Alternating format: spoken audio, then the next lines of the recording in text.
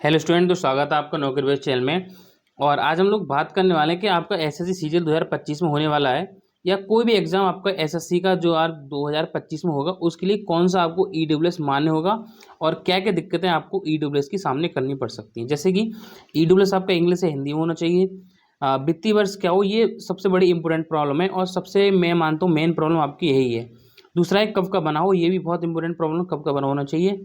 और गलती हो तो क्या करें कि ईडब्ल्यूएस में होता है क्या है, कभी पिता के नाम में गलती हो जाती है, कभी अपने नाम में गलती हो जाती है, कभी एड्रेस में गलती हो जाती है। तो सब चीज़ आज हम सॉर्ट आउट कर लेंगे, ठीक है।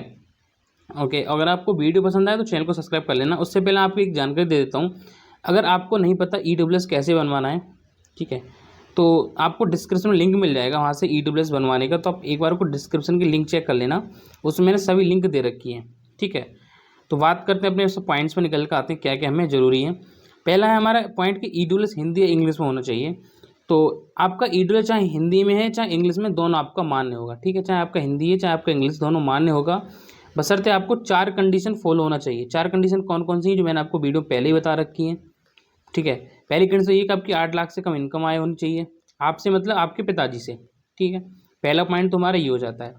दूसरा पॉइंट होता है हमारा कि हमारे पास जो प्लॉट है एक 100 वर्ग सेंटीमीटर का, मतलब जो भी हमारा रूरल एरिया से अर्बन एरिया में नहीं होना चाहिए, ठीक है। 8 लाख से कम वित्तीय, 8 लाख से कम आए। और जो भी है 3 पॉइंट आपके, वो आपको यहाँ पर मैं एक बार स्क्रीन पर शो कर देता हूँ, ठीक है। यहाँ पे देखो आपको स्क्रीन पर पॉइंट शो हो रहेंगे चारों, वैसे आपको मैं समझाने में टाइम लगा देता। ये जो चारों पॉइंट्स आपके, ये आपके ईडब्ल्यूएस पर हैं या नहीं, आप इसको चेक कर लो एक बार। ये जो चारों पॉइंट्स हैं आपके ईडब्ल्यूएस पर हैं या नहीं, आप चेक कर लो। अगर आपका हिंदी में है तो आपको चेक करना पड़ेगा, ठीक है, क्योंकि ऐसा है कि कुछ राज्यों में है नहीं ये वाले पॉइंट। और इंग्लिश में फिर तो आपको कोई ज़रूरत की बात ही नहीं। इंग्लिश का मतलब हो गया हमारा सेंट्रल, वैसे हम इसको सेंट्रल नाम नहीं देना चाहिए लेकिन हम इसको सेंट्रल ही बोलते हैं, तो उन लोगों को कोई दिक्कत है नहीं लेकिन जिनका हिंदी में वो एक बार चेक कर लो, बाकी कोई दिक्कत नहीं, ठीक है। अब अगला पॉइंट हम डिस्कस करते हैं। अगला हमारा ये कि वित्तीय वर्ष क्या होना चाहिए। वित्तीय वर्ष क्या होना चाहिए, देखो बेसिकली बात मेरी भी सुनो। वित्तीय वर्ष का मतलब होता है फाइनेंशियल ईयर। क्या होता है, इसका कलर चेंज कर लेता हूँ। वित्तीय वर्ष का मतलब होता है फाइनेंशियल ईयर, ठीक है। ओके, अब देखो फाइनेंशियल ईयर का मतलब होता है कि देखो ये तो है वैलिड फॉर द ईयर। जैसे आप 25 में बनवा रहे हो तो यहाँ पर आपका लिखा होना चाहिए 2025-26। अगर आप बनवा रहे हो 2025 के एग्जाम्स के लिए तो आपको यहाँ पे लिखा होना चाहिए 2025-26। तो आप वैलिड फॉर द ईयर देख लेना, आपके पास 2025-26 लिखा है या नहीं लिखा है, इसको आपको चेक करना ही करना है अपनी ईडब्ल्यूएस पर, ये बहुत ज़्यादा इंपॉर्टेंट है। दूसरी चीज़ आपको नीचे आना है यहाँ पे, चाहे आप देखो हिंदी और इंग्लिश दोनों का सेम तरीका है, ठीक है। आप भी अब हिंदी वाला है आपका तो हिंदी वाले पे आप चेक कर लो। हिंदी वाले पे कोई दिक्कत नहीं, यहाँ पे लिखा होगा कब तक के लिए आपका वैलिड है, ठीक है, मान्यता प्राप्त कब तक के लिए मान्य है। और यहाँ पे आपको लिखा होगा वित्तीय वर्ष, जो आपको यहाँ पे शो आउट करो, यहाँ पे लिखा होगा आपका वित्तीय वर्ष, ठीक है। तो यहाँ पर अगर आपका 2025-26 लिखा हुआ है आपका क्या वैलिड ईयर, ठीक है, तो यहाँ पर आपका एक साल कम होना चाहिए 2024-25। क्या होना चाहिए 2024-25। आप इसको चेक कर लो एक बार, क्योंकि यही आपकी मेजर प्रॉब्लम हर ईडब्ल्यूएस में पाई जाती है। तब इसको एक बार जरूर चेकआउट कर लेना कि यहाँ पर आपका 2024-25 होना चाहिए, यहाँ पर 2025 और 26 होना चाहिए, ठीक है। दोनों चीज़ ध्यान से देख लेना, ठीक है। अगर आपको नहीं समझ पा रहा मैं क्या कह रहा हूँ आपका हिंदी का इंग्लिश में, तो इसकी भी लिंक आपको डिस्क्रिप्शन दे रखी है, मैंने इसके ऊपर सेपरेट वीडियो बना रखी है, ठीक है। आपको नहीं समझ में आ रहा तो जिसकी लिंक आपको डिस्क्रिप्शन में मिल जाएगी, इसको आप एक बार जरूर चेकआउट कर लेना। मैं आपको नहीं समझ में आ रहा होगा कि आपको मैं क्या समझा रहा हूँ, ठीक है, कि वित्तीय वर्ष फाइनेंस ईयर क्या होता है, तो जिसकी लिंक आपको डिस्क्रिप्शन मैंने आपको पिन आउट कर दी, उसको चेकआउट कर लेना। उसके बाद अगला पॉइंट आपका आता है कि कब का भरा होना चाहिए। तो देखो मेरी बात ध्यान से सुनो, अगर आपका जैसा आप सीजीएल 2025 के लिए देंगे, मतलब 1 अप्रैल के बाद जो भी वैकेंसी आई है 2025 में, किसके 1 अप्रैल के बाद, तो जो 1 अप्रैल के बाद वैकेंसी आई हैं उनके लिए आपको यहाँ पर होना चाहिए वैलिड ईयर 2025-26, ठीक है। 2025-26 1 अप्रैल के बाद। तो मार्च से पहले तो हमारा कौन सा चल रहा था, 24-25 ही चल रहा था, लेकिन मार्च का हमारा सत्तर चेंज हो गया, कौन सा हो गया 25-26 हो गया। तो यहाँ पे 25-26 होगा 1 अप्रैल के बाद जितनी वैकेंसी आएंगी उन सब में। और हमारा जो फाइनेंस ईयर है वो कितनी होगी 2024-25 होगी, और डेट तो आपकी वही होगी जो आप यहाँ पे फिलअप करेंगे। ओके, और नहीं पता आपको ईडब्ल्यूएस कैसे बनवाना है, सेंट्रल का है चाहे आपका वो वाला है, तो कोई दिक्कत नहीं, आपको नीचे मैंने डिस्क्रिप्शन लिंक कर दिया, इसको एक बार देख लेना।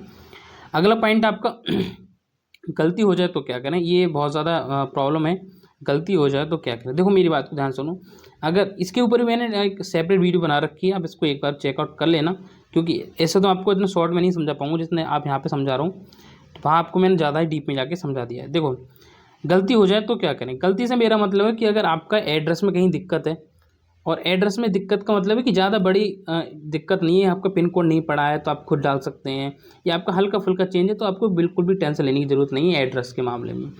अगर आपका खुद का नाम, आपका नाम खुद का गलत है फिर आपको दिक्कत है। आपको अगर आपका नेम गलत है वहाँ पे, मेरी बात ध्यान से सुनो, अगर आपका नेम गलत है तो मेरा तो ये मानना है, अगर या तो आप अपना एफिडेविट बनवा लें, नहीं बनवा लें तो अपना न्यू ही EWS बनवाएं, आपको उसमें ही ज़्यादा फायदा है, ठीक है। क्योंकि और उसके बाद आपका पिताजी के नाम की बात करता है, अगर आपके पिताजी का नाम गड़बड़ है फिर भी आपको दिक्कत है, क्योंकि यही EWS में दो मेन पॉइंट यही है, आपका नाम, आपके पिताजी का नाम, यही दोनों वैलिड प्रूफ होते हैं, यही आपके ठीक होने चाहिए, चाहे इंग्लिश में है चाहे आपकी हिंदी में है। अगर आपको लग रहा है कि नहीं बनवा सकता, नया नहीं बन पाएगा, मेरा तो ओरिजिनल डिसीजन यही कि आप न्यू बनवा लें, न्यू से ज़्यादा फायदा है।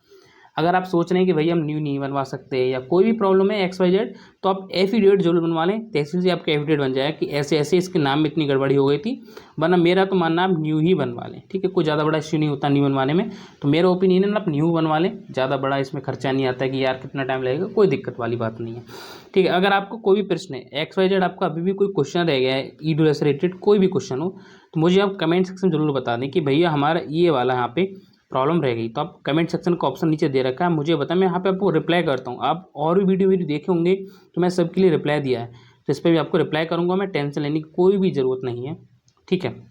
और अगर आपको वीडियो पसंद आई हो तो आप जो कमेंट तो आप अपने मतलब से ही करते हो, लेकिन लाइक हमारे मतलब से कर देना, वीडियो को लाइक जरूर कर देना। लाइक करने से क्या होता है कि सभी तक वीडियो पहुंचती है, तो वीडियो को लाइक कर देना, चैनल को सब्सक्राइब भी जरूर करके जाना। कोई प्रॉब्लम, मैंने आपको सभी प्रॉब्लम सॉर्ट आउट कर दी, गलती हो जाए तो क्या करें, ठीक है। कब का बनो, सबकी लिंक देखो डिस्क्रिप्शन में है, सबकी लिंक आपको डिस्क्रिप्शन, जब जो भी पॉइंट में आपको दिक्कत है सभी की लिंक भी डिस्क्रिप्शन दे रखी है। कब का बना होना चाहिए, वित्तीय वर्ष क्या हो, हिंदी इंग्लिश दोनों में चलता है, बस आपको जो 4 पॉइंट्स मैंने स्क्रीन पर शो किए थे वो होने चाहिए, ठीक है। और सब चीज़ मैंने आपको यहाँ पे क्लियर कर, अभी भी कोई आपको प्रॉब्लम है तो मुझे जरूर बताएं। Thank you.